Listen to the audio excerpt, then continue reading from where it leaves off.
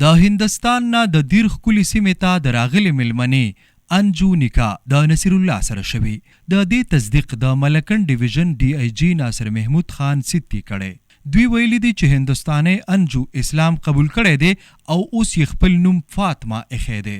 د ملکن ډیویژن ډي آی جي د وینا تر مخه د دواړو نکاح په ډسټرکټ اینډ سیشن جج په عدالت کې شوي. د نکاح نه وروستو د پولیس په نگرانۍ کې دوی خپل کور ته راوستې شوي دي.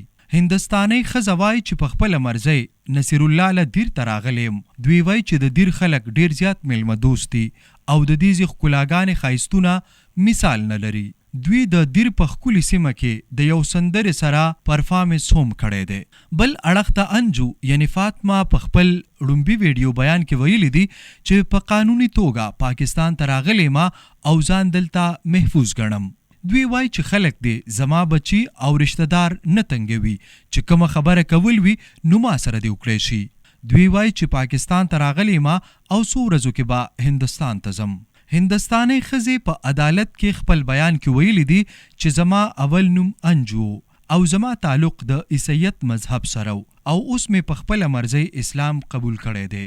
دوی وایي چې د چا لخوا په ما څه قسمه زورورتیا نه ده شوې او نصیر الله زما خوښو او د ده لپاره د هندوستان نه راغلی ما.